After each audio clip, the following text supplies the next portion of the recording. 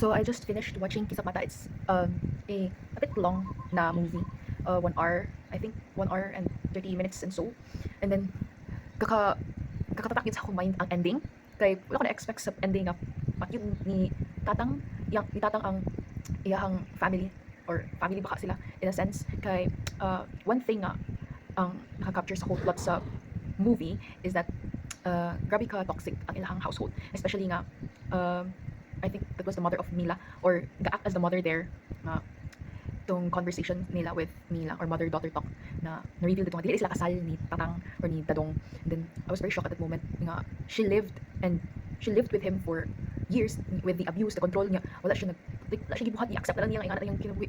So I was a bit mad at her or sa iyang personality or yung character there. And then Mila, if I were Mila siguro, while convincing her mother nga mag escape from that toxic household, siguro dili na nako dugayon pa nga abot siya sa point nga ato nga I think na abuse pa siya or na assault pa siya otro nang tay scene nga it was very dark yung latter scenes na to after sa conversation sa iyang mother or like Noel was visit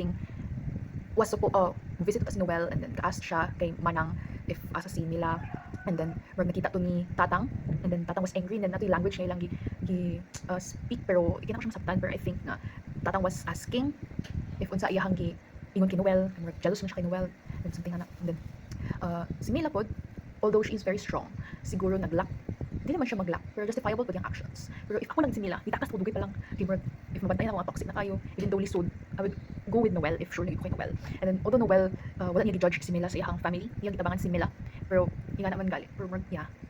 And then, while watching the movie, I was like disgusted sa, I felt disgust sa other scenes, and then, fear siguro kay, I don't like a household or a future man lang gali nga ingana ka toxic ang household to the point nga mag-tremble na lang ka sa fear nga ingana na gyud ang mga like mo live na lang ka with the fear and the control ba. Although si Tatang naagi dapat siya control and power pero na-abuse lang gid niya and ang way nga pagtan-aw niya sa iyang daughter nga nagselos pa siya sa or ikakay siya sa ako nga plot. Pero I had a hard time watching the movie because of that. And then it was I think my first time to watch a movie nga ingana ang display or ang like worship filter nga karaan or kanaan gid siya nga ingato siya nga way nga pag-film. And then kasi modern times nga pag-film karon grabe mo kay lighting ang portray nila sa mga scenes. Gaka-admire nako ang transitioning like ang dates ibutang nila ang filter and ang emotions pag nga display. Although ang nakasad lang or naka-downside lang part kay wala gyud ko na parts nga dili na ako siya masabtan tungod sila language and then I really tried to like search sa Netflix ang Kisap Mata and other sites pero sa YouTube dili ako siya kita and when I tried to turn on the captions, ibalik din ako siya, wala ko pasabot. So when I tried to turn on the captions, walay mas hagap ang caption. So mo to gi-off lang ang caption, gidawat lang ako, nga di na ako siya masabtan. Pero ang feelings that to and actions nga na portray sa actors and actress kay masabtan na siya and ang emphasis pud sa up and down sa tones sa actors and actress. So, mo to akong reaction or essay about the Kisap Mata. And although lisod kay siya pangitaon nga movie, kay wala na kayo gina-produce a movie like that.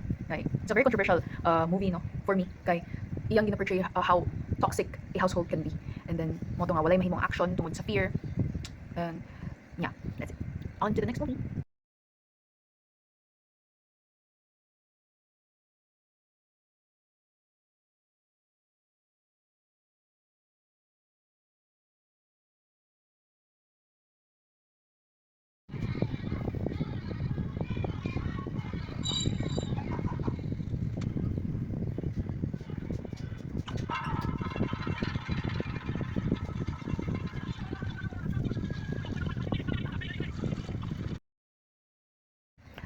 So, I just finished watching Cinema Paradiso.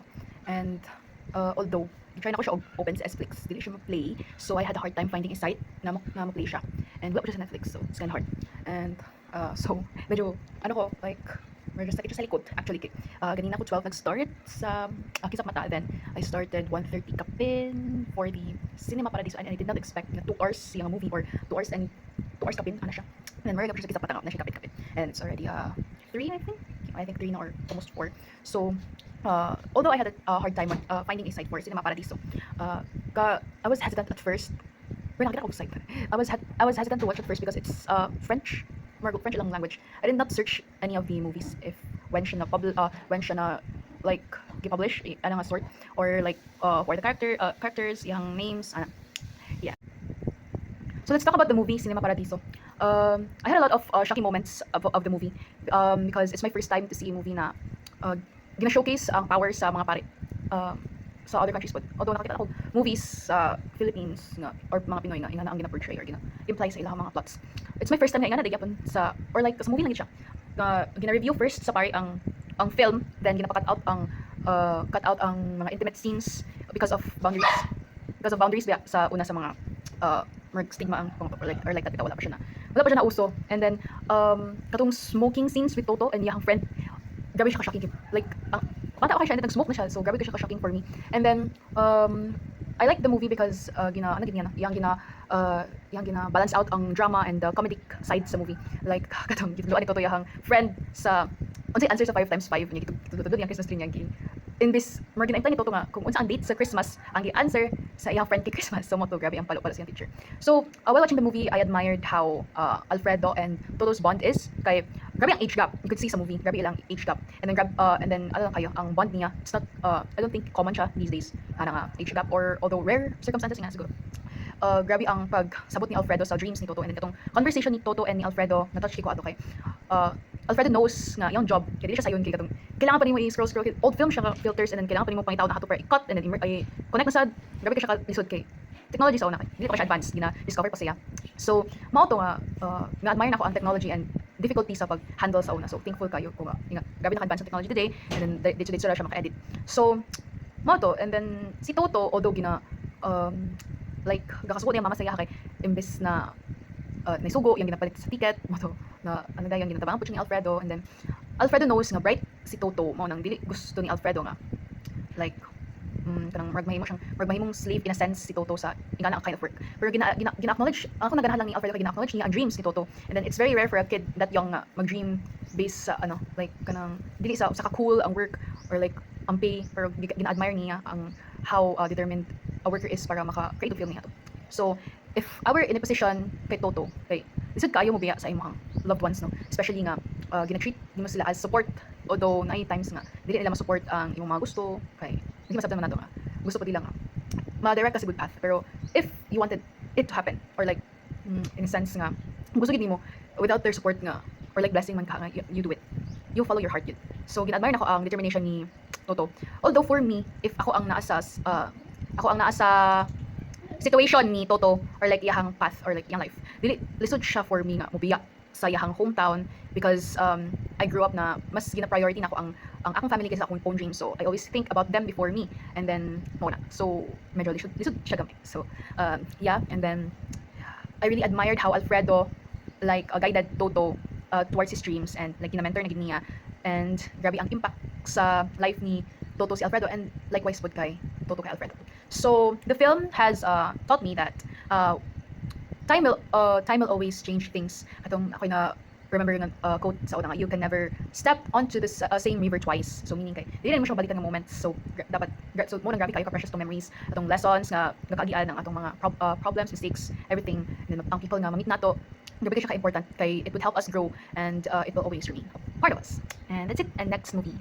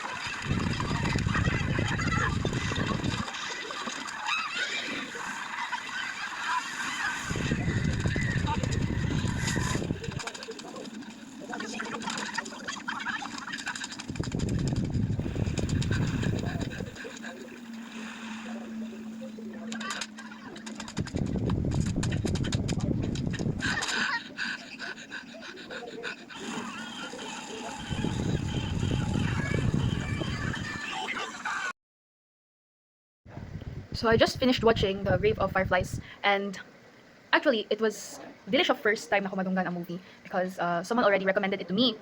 Pero wala na ko siya gi-watch kay nag-ingon lagi itong recommend sa ako nga hilak-hilak lagi daw siya. And yeah, hilak-hilak siya. And ato nga time kay murag dili kinakubet ang mga hilak-hilak ang mga sinida kay I'm more into horror or thriller action fantasy yan ang mga genres. While watching the Grave of the Fireflies, it is really heartbreaking, no, because it really displays the, although animated siya, it really displays the harsh reality of what would the people suffer from if na ay war. So na dito din ako na think na dili gid dapat basta-basta mag hanggat war sa country to country kay dili man ang leaders ang maapektuhan kundi ang ilahang gisakupan. So dito nakita ang poverty, hierarchy, ang kalisod yun sa mga tao kay every time nga na ay bomb labo nag ang setting niya kay dili pa siya modern time nga era. So once madunggan nimo nga nanay mga ingana nga magkulat pa ka nga nay mo siya gid nga wadto nag sa bomb shelter ay pa nimo mabalaan mo dagan then wala na kay time mo prepare. So dahil naman karon kay nanam technology dahil siya mag-pop up ang mga notifications. So magito siya nga grabe kayo siya ka-heartbreaking, especially sa na-focus siya sa situation ni Setsuko and ni Seita or Saita, something there. And then murag sila ang mag-represent kung unsay kakahitabo sa entire situation sa ilaha. Makita gid mo nga maluoy ka sa mga bata kay nakamatay na lang sila tungod sa malnutrition, especially katong opening niya nga niingon na ito siyang merc soldier nga merc patay naman ni siya kay dili another one died kato niya. So naka-think ko nga daghan kay nga matay tungod sa dili sa mga bomba sa mga pusil, pero sa gakamatay po sila sa malnutrition, starvation, scarcity na po siya sa food. So grabe yung siya ka nga movie, maka sad day siya. And then kaka-admire na ko ang determination ni Seita since siya man pud ang eldest, so nagid siya urge of responsibility to take care sa iyang manghod. And then pero kaka-frustrate lang gid ko sa ubang decisions niya kay instead nga mangayo siya og help, then maka-receive siya og help para pud dili lang sa iya pero para pud sa iyang sister nga si Setsuko. Maluwas na siguro magaan-gaan ang ilahang situation nga nga sense, pero siguro sa iyang pride na siguro nga kabalo na yun think na niya ba nga kabalo na gid siya nga gabilib gid siya nga kaya niya nga siya niya maluwas niya manghod. So tungod ato nga one decisions niya si Setsuko katong ending nga part na grabe gid siya ka heartbreaking nga scenes kay tungod sa kagutom ni Setsuko yung sister na gina-imagine na lang niya nga mud to or rocks na lang ang iyang gina-imagine nga mga rice balls. And then mo din to tungod sa pag-refuse na mag-receive help, pag-ask help, niabot siya sa time na ingato ang mahitabo ka sa iyang sister. And it's very heartbreaking no kay mga bata pa sila, and then ingato na ilahang ka-experience. So if I were in Seita's position, pabagahan na lang siguro na wong if ever man galit mga yung tabang or maka-receive og tabang, dili nato siya i-take for granted, pero being grateful na lang nga maski ingana na nga times na I'm willing to help. And then siguro in times of those situations ipababa gid nato atong pride, and then there's nothing wrong with asking for help if nga naman nga mga situations nga atong madaanan. And then the film taught me to value what we have in life, no, kay dili kita ma-predict unsay mahitabo if ever man gali nga ingato mahitabo, we have to be prepared niya. Dapat prepare kita sa dili sa mga gamit pero sa ato ang self, kay dinhaman ta mahugot og strength gyud na in times of the trauma niya, the fear, anxiety niya, scarcity pagit sa food, and then fear of ano pagit kanang if safe ba kada nga place or dili, dapat kita prepare. And then we should always remember that behind every war there are real people whose lives are forever changed by its consequences. Kay mo nang we have to be careful with the decisions that we make, and siguro we have to always be prepared para ma-avoid lang nato kung unsay nahitabo sa kay Seita and kay Setsuko. That's it, thank you.